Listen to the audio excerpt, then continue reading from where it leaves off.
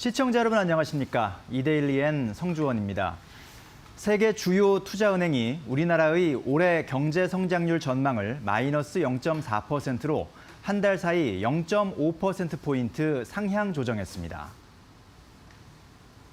국제금융센터에 따르면 바클레이즈와 시티, 골드만삭스, JP모건 등 해외 IB 9곳은 한국의 올해 실질 국내 총생산 성장률을 지난 4월 말 기준 마이너스 0.9%에서 0.5%포인트 상향 조정해 5월 말 기준으로 마이너스 0.4%로 올렸습니다. 이번 집계에서 아시아 10개국 가운데 성장률 전망을 높여 잡은 것은 한국이 유일합니다. 이들 IB는 내년 한국의 성장률 전망치도 3.1%에서 3.2%로 상향 조정했습니다. 이른바 동학개미로 불리는 개인 투자자들의 주식 투자 열풍이 국내 증시 변동성 확대 요인이 될 수 있다는 정부 차원의 경고 메시지가 나왔습니다.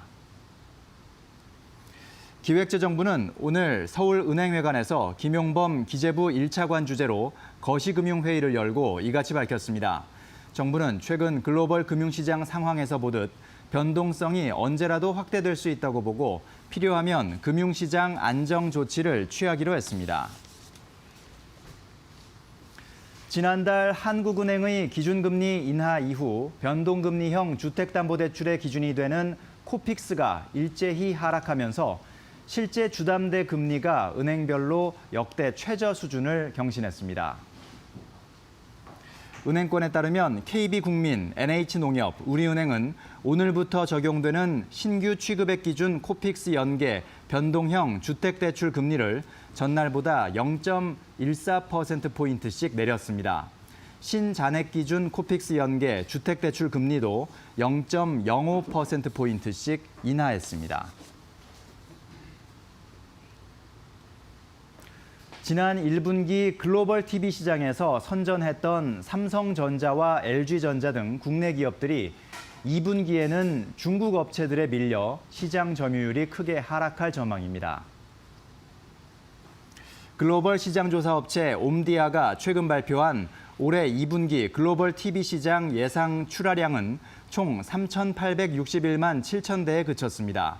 이는 전분기 대비 약 17%, 전년 동기보다는 19% 줄어든 수치입니다.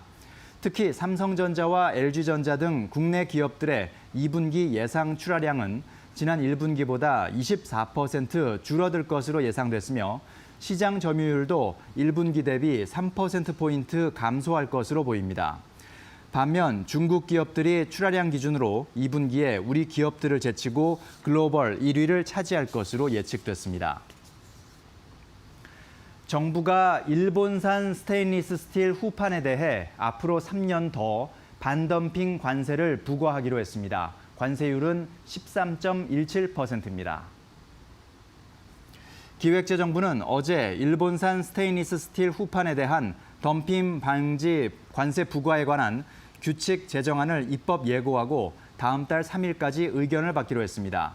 스테인리스 스틸 후판은 석유화학과 조선, 강관, 발전, 반도체 공장 등에서 쓰는 산업용 원자재입니다. 정부는 해당 물품의 덤핑 수입과 이로 인한 국내 산업의 피해가 지속되거나 재발될 우려가 있다고 판단된다고 관세 부과 연장 이유를 밝혔습니다. 두산건설이 팔릴 만한 자산만 떼어내서 파는 분리 매각을 추진합니다. 두산건설은 일부 자산과 부채, 계약을 신설회사 밸류그로스에 넘기는 물적 분할을 했다고 밝혔습니다. 밸류그로스로 넘기는 자산은 미회수 채권이 있는 인천 하익 두산 리브 아파트, 일산 제니스 상가, 한우리 리조트, 공주 신관 토지 등입니다.